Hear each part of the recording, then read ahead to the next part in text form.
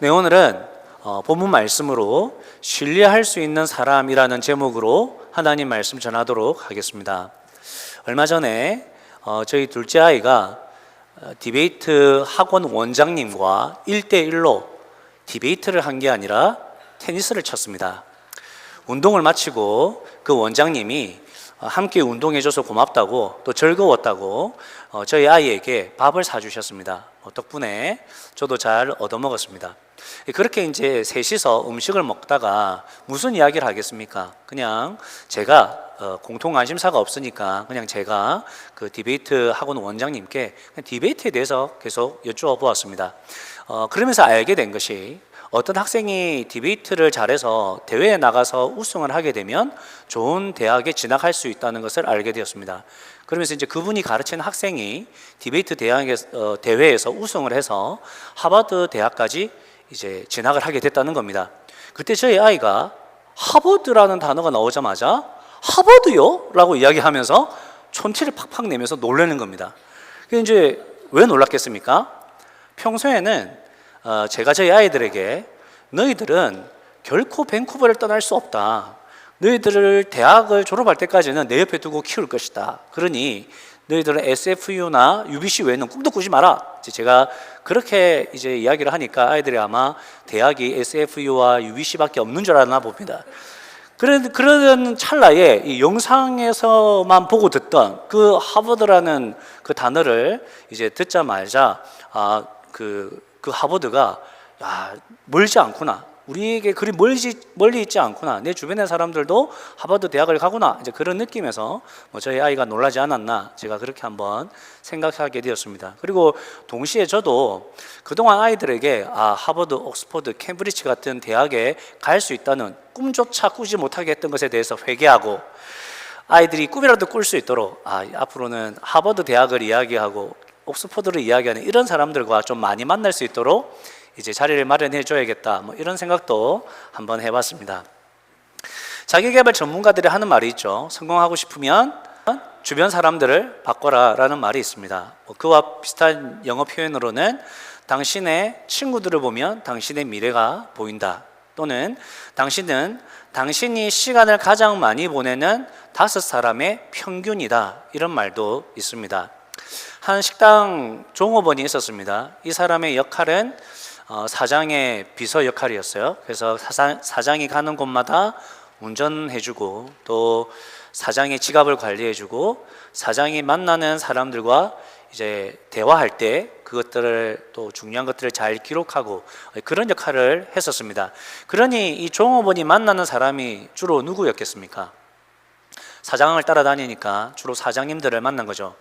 야채집 사장님, 생선가게 사장님, 정육점 사장님, 프랜차이즈를 낼 수 있도록 도와주는 사장님. 그렇게 그는 사장님 옆에서 사장님들만 만나면서 장사에 대한 이야기를 많이 들었습니다. 나중에 이 종업원이 어떻게 됐을까요? 나중에 유명한 식당의 사장이 되었습니다. 페이스북을 만든 마크 저커버그는 스티브 잡스가 세상을 떠날 때 그런 글을 올렸습니다. 스티브, 나의 멘토이자 나의 친구가 되어줘서 고마워요.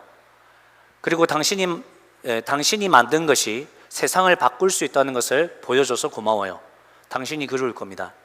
마크 저커버그가 세상을 바꿀 수 있다는 생각을 하게 된 것은 그의 멘토이자 친구인 스티브 잡스가 있었기 때문입니다. 여러분 영어를 잘하고 싶습니까?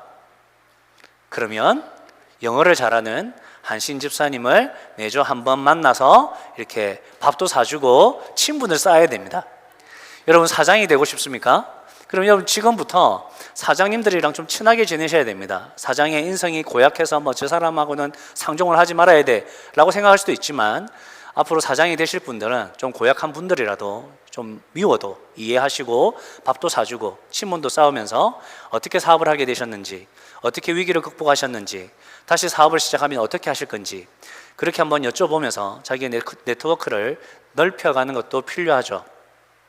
부자가 되고 싶다면 또 성공하고 싶다면 마찬가지입니다. 이미 고지를 점령한 사람들에게 찾아가서 지혜를 구하고 관계를 형성하는 것, 그것이 여러분의 목표를 이루는 데 도움이 되는 것은 사실입니다. 오늘 본문을 보면 사울이 예루살렘에 도착을 했습니다. 사울은 약 3년 전에 유대인 기독교인들을 잡기 위해서 예루살렘을 떠나왔고 다마스커스로 갔습니다. 다마스커스로 가는 길에 빛으로 찾아오신 예수님을 만나고 예수님을 믿게 되었죠. 예수님을 믿음으로 사울은 인생이 완전히 바뀌었습니다. 왜냐하면 예수님을 믿는다는 것 자체가 우리가 완전히 새롭게 태어난다는 것을 의미하기 때문이죠. 그래서 사울은 예수님을 믿는 순간 삶의 중심이 예수님으로 바뀌었습니다. 사울은 삶의 목표가 바뀌었습니다. 그의 삶의 목표는 예수님이 되었습니다. 사울의 삶의 이유도 예수님으로 바뀌었습니다. 사울은 십자가에 달린 예수가 자신을 구원한 진정한 메시아요 그리스도이심을 진실로 믿게 되었습니다. 그래서 그는 예수님을 전하지 않을 수 없었습니다. 가는 곳마다 만나는 사람마다 예수가 구원자, 즉 그리스도이심을 자랑했습니다. 특별히 예수님을 가장 잘 이해할 수 있는 유대인들을 찾아갔습니다. 유대인들에게 사울이 전할 때 유대인들이요, 그대들이 기다리던 메시아가 바로 예수라는 사람이다라고 이야기하면 유대인들은 대부분 다 알아들었습니다. 사울이 무슨 말을 하는지 다 잘 알아들었습니다. 그러니까 전도하기가 쉬운 거죠. 그리고 자기 민족이지 않습니까? 그러니까 사울은 유대인들에게 전도를 했습니다. 하지만 대부분의 유대인들은 사울이 전하는 예수님을 받아들이지 않았죠. 유대인들의 법에는 저주받은 사람은 나무에 달려 죽는다는 것이 있습니다. 저주받은 사람은 나무에 달려 죽이는 거죠. 그런데 예수는 나무 십자가에 달려 죽었습니다. 즉 유대인들이 볼 때 예수는 저주받은 사람에 불과했습니다.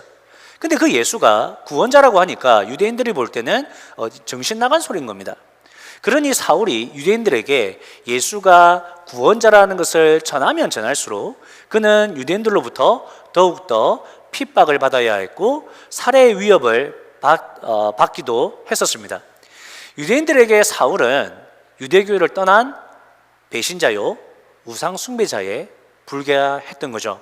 그래서 그는 결국 3년 만에 다마스커스를 떠나 예루살렘으로 돌아오는데 사울이 그럼 3년 만에 돌아오는 걸 어떻게 아느냐라고 했을 때 갈라디아서 1장 17절에서 18절 말씀이 좀 잘 보여줍니다. 이 당시 상황을 사울이 설명하는 건데 사울이 다마스커스에 있다가 아라비아로 갔고 아라비아에서 다시 다마스커스로 왔다. 그래서 다마스커스에서 다시 예루살렘으로 갔다. 그 기간이 한 3년 된다라고 이렇게 성경에 기록하고 있습니다. 이것을 사도행전 9장 23절과 조합해서 정리해 보면 사울은 다마스커스에서 예수님을 만났고 예수님을 만나고 난 이후에 예수님이 너무 좋으니까 막 전도하다가 다마스커스에서 살해의 위협을 당하고 그러니까 이제 피신을 한 거죠. 피신한 곳이 아라비아라는 지역이에요. 아라비아는 지금으로 이제 우리가 연구해 보면 나바티아라는 왕국으로 보입니다. 그 지역에서 사울이 피신하면서 가만히 있었겠습니까? 그곳에서도 예수가 그리스도이심을 전했겠죠.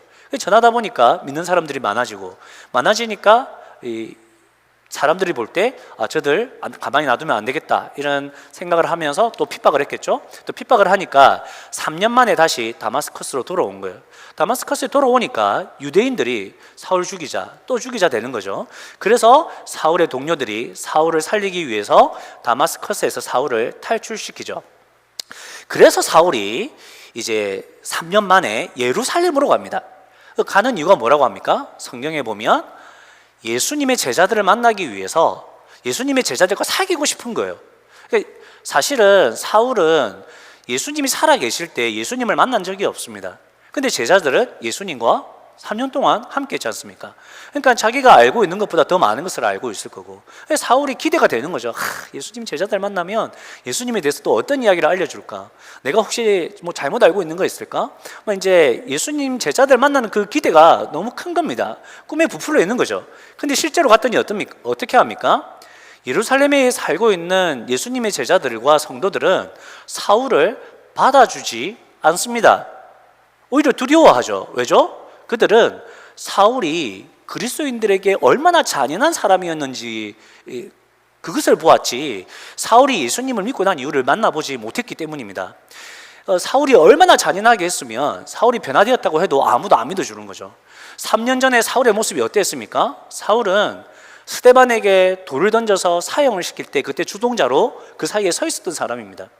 그리고 사울은 예루살렘에서 예수님을 믿는 사람들이 늘어갈 때 그 사람들을 다 감옥에 가두려고 했고 심지어는 죽이기도 했던, 그것도 모자라가지고 다마스커스, 다른 지역에 있는 그 유대인 기독교인들을 잡아서 감옥에 가두기 위해서 잡으러 눈에 불을 켜고 달려가던 사람, 그 사람이 이제 사울이었던 거죠. 그러니까 제자들이 생각할 때 사울은 지금 스파이 노릇을 하는 거다, 아니 우리를 잡아들이기 위해서 거짓말 하는 거다, 예수님 믿는다고 거짓말 하는 거다, 이렇게 생각하는 게 낫지, 예수님 믿고 변화됐다고 자기들 안으로 이렇게 받아들인다는 것은 사실 제자들 입장에서는 너무나 위험 부담이 큰 것이었습니다. 그러니까 그때 누가 등장합니까? 그런 상황에서 그러나라는 접속사와 함께 바나바라는 사람이 등장합니다. 바나바는 사울을 맞아들이죠. 바나바는 사울이 하는 고백과 그가 겪은 모든 일들을 믿어주고 그를 예수님의 사람으로, 그를 예수님 안에서 한 형제로 받아들입니다. 어떻게 바나바가 사울을 믿어줄 수 있었는지, 바나바가 사울의 이야기를 미리 듣고 그를 받아주었던 건지, 아니면 사울이 진정성 있게 바나바에게 이야기를 했던 건지, 둘 사이에 어떤 일이 있었는지는 정확하게 알 수 없지만 바나바는 사울이 진정으로 예수님을 믿는 사람이라는 것을 확신하게 되었습니다. 그래서 바나바가 제자들에게 사울이 길에서 예수님을 만난 것과 또 사울이 다마스커스에서 예수님을 전하고 다녔던 일에 대해서 자세하게 설명해 주었습니다. 그러자 예수님의 제자들은 바나바의 설명을 다 듣고 난 후에 사울을 받아주었습니다. 여러분, 사울이 어떻게 그리스도인 공동체 안에 들어가게 됐다고요? 바나바 때문입니다. 예수님의 제자들은 사울의 믿음을 확인하고 사울을 우리의 가족으로 받아준 게 아니라 바나바 보고 사울을 받아들인 것입니다. 왜요? 바나바가 그렇게 신뢰할 수 있는 사람이었기 때문입니다. 바나바가 하는 말이라면 다 믿을 수 있었기 때문입니다. 바나바가 추천하는 사람이라면 정말 괜찮은 사람이었기 때문입니다. 바나바는 사실 사도행전 4장에서 먼저 등장합니다. 거기에 바나바가 어떻게 묘사되고 있습니까? 사실 바나바는 진짜 이름이 아닙니다. 진짜 이름은 뭐죠? 요셉이었습니다. 근데 사람들이 바나바라는 별명을 부릅니다. 왜요? 바나바는 모든 사람을 위로하는 사람이었기 때문입니다. 그래서 위로의 아들이라는 바나바의 별명을 사람들이 부르는 거죠. 바나바는 가식적이고 형식적이고 말뿐인 위로자가 아니었습니다. 만약 그랬다면 사람들이 그를 바나바, 즉 위로의 아들이라고 부르지 않았을 것입니다. 바나바는 진심으로 사람들을 사랑하고 품고 돌보는 진실한 위로자였습니다. 뿐만 아니라 그는 희생하고 헌신하는 사람이었습니다. 자신이 가지고 있는 땅을 팔아서 가난한 사람들에게 나눠주는 그런 그의 모습 속에서 이 바나바는 사람을 사랑하되 말로만 사랑하지 않고 그가 사람을 섬기되 말로만 섬기는 사람이 아니라는 것을 보여주었던 것입니다. 그런 바나바가 사울의 편에 서게 되자 사울에 대한 오해가 풀리고 사울이 하나님의 사람으로서 쓰임받을 수 있는 그 길을 쉽게 걸어갈 수 있었던 것이죠. 여러분 주변에는 바나바가 있습니까? 여러분이 신뢰할 수 있는 사람, 그 사람의 말이라면 사울이라도 받아줄 수 있는 사람, 또는 여러분의 신앙과 삶을 진지하게 나눌 수 있는 사람, 그런 바나바가 여러분 곁에 있습니까? 구약 성경에 보면 에스더서가 있습니다. 에스더는 한 여인의 이름입니다. 에스더는 유대인이었지만 빼어난 미모와 또 지혜, 그리고 하나님의 특별한 은혜로 페르시아의 왕후가 됩니다. 그리고 그녀의 곁에는 부모의 역할을 했고 멘토의 역할을 하고 친구의 역할을 했던 모르드게라는 사람이 있었습니다. 어느 날 에스더는 모르드게를 통해서 자신의 민족 이스라엘 백성들이 말살당할 위기에 놓였다는 것을 알게 되었습니다. 그러나 이 에스더는 그 위기의 상황에서 자기가 비록 높은 지위에 있지만 뭔가 할 수 있는 일이 없다는 것을 이제 깨달았습니다. 그래서 자신은 할 수 있는 것이 없다라고 생각했는데, 그때 에스더가 자신이 할 수 있는 일이 없다고 생각했던 그때 그녀를 키웠고 그녀에게 꿈을 주었고 그녀에게 하나님을 섬기는 법을 가르쳐 주었던 모르드게가 에스더에게 이렇게 이야기합니다. 에스더야, 이 민족의 위기를 못 본 채 하지 마라. 네가 왕후가 된 것이 지금을 위함이었는지도 모른다. 유대인들이 말살을 당하면 너도 유대인인데 너 그 생명의 안전이 너는 보장되었다고 생각하지 마라. 지금 우리 민족을 구할 수 있는 사람은 너뿐이다. 네가 하나님의 은혜로 그 자리에 있는 것이 지금을 위함이 아니면 무엇이겠느냐. 네가 좀 깊이 있게 좀 생각해 봐라. 에스더는 모르드게의 조언과 그런 격려로 목숨을 걸고 왕에게 나아갑니다. 그리고 그녀는 왕에게 도움을 청하고 자신의 민족을 구하는 그런 하나님의 사람으로 그 시대에 쓰임을 받게 되는 것이죠. 여러분 주변에 바나바와 같이 또 모르드게와 같이 여러분이 하나님의 사람으로 살아갈 수 있도록 그렇게 버팀목이 되어주고 또 힘이 되어주는 그런 하나님의 사람들이 있으십니까? 저는 그런 믿음의 선배로 여러분들의 목자와 목녀를 강력하게 추천합니다. 여러분의 목자와 목녀에게 좀 마음을 두십시오. 더 친해지십시오. 하나님께서 나를 위해 붙여주신 나의 스승이자 멘토이자 친구가 목자, 목녀임을 잊지 마십시오.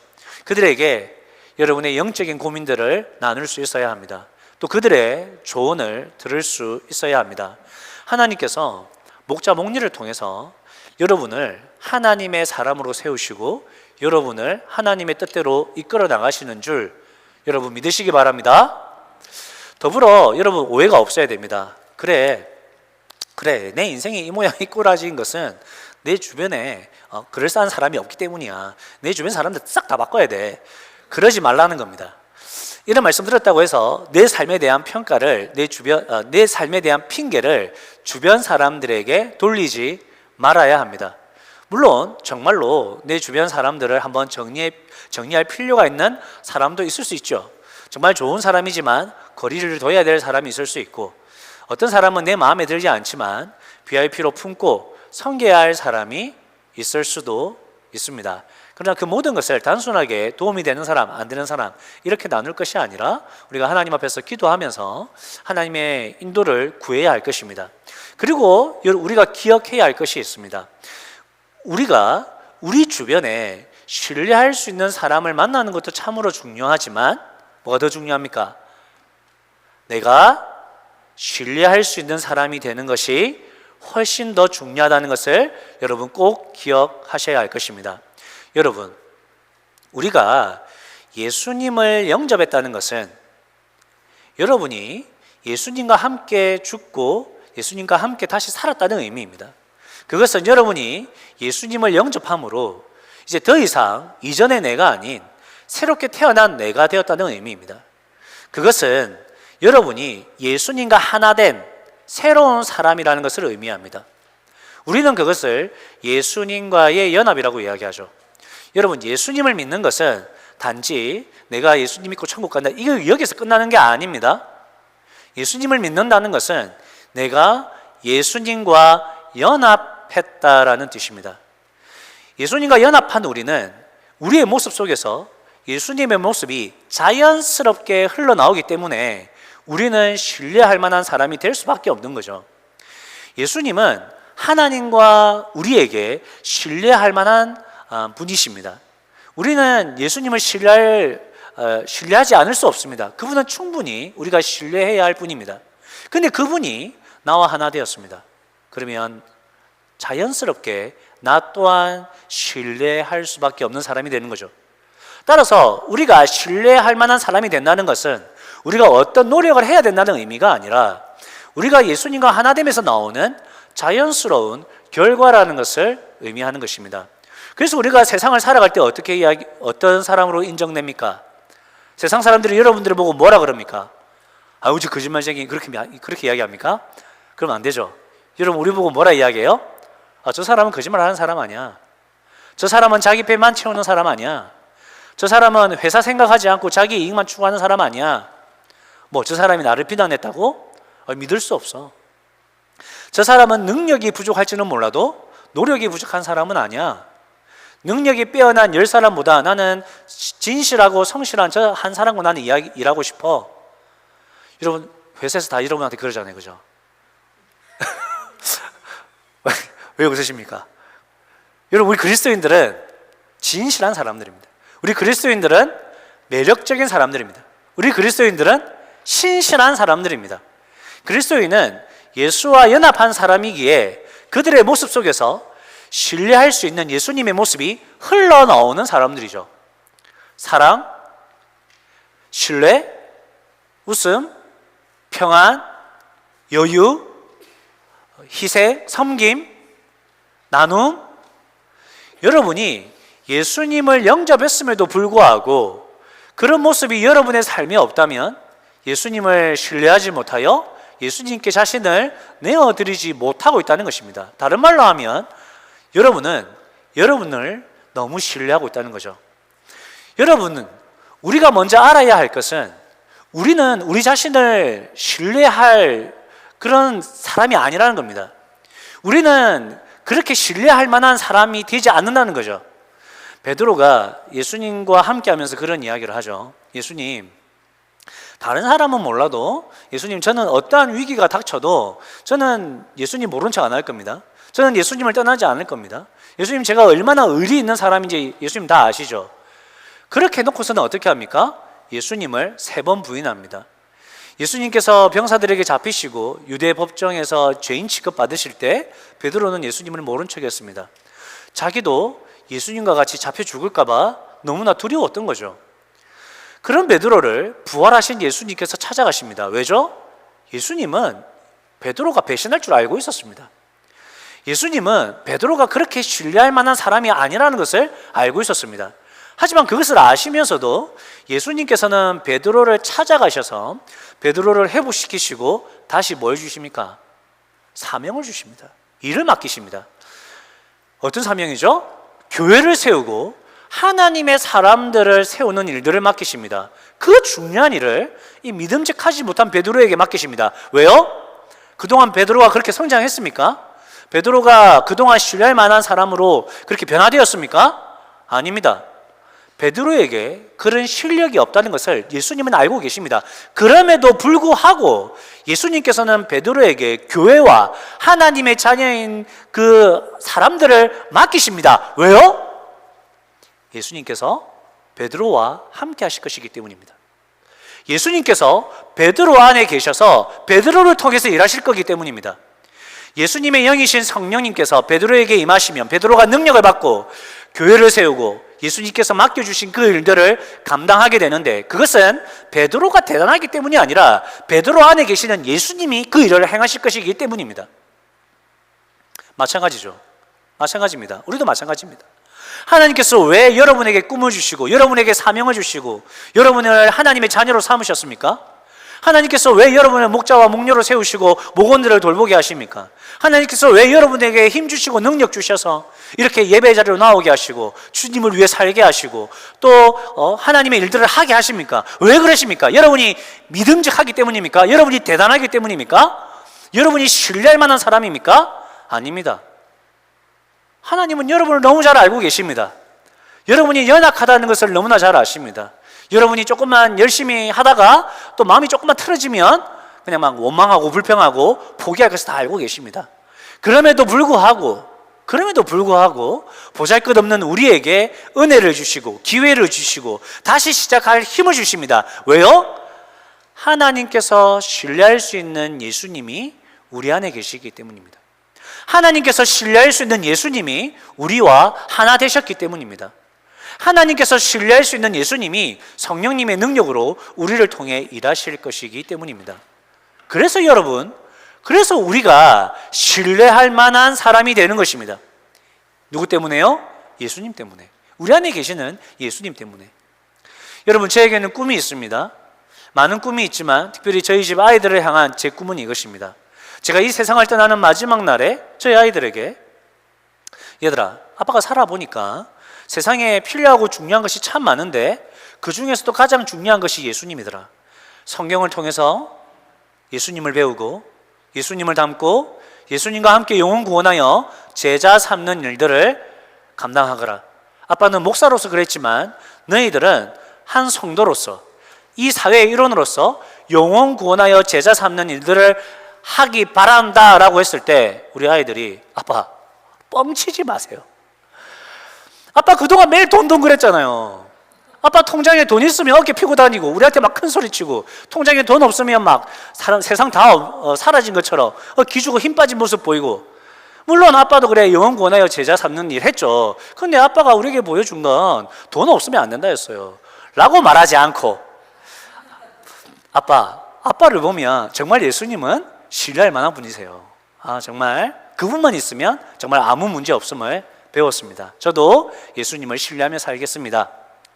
제가 저의 가족과 성도들에게 그렇게 예수님을 보여주는 신뢰할 만한 사람이 되는 것, 그것이 저의 꿈입니다. 여러분은 어떤 사람이 되고 싶습니까? 여러분 나중에 여러분의 자녀가, 여러분의 목원이, 여러분의 친구가, 여러분의 가족들이 여러분을 어떤 사람으로 기억해 주기를 원하십니까? 저는 여러분이 여러분 안에 있는 예수 그리스도로 사시면서 여러분을 따르는 모든 사람들에게 예수님을 보여준 신뢰할 만한 사람으로 기억되실 수 있기를 주님의 이름으로 축복합니다.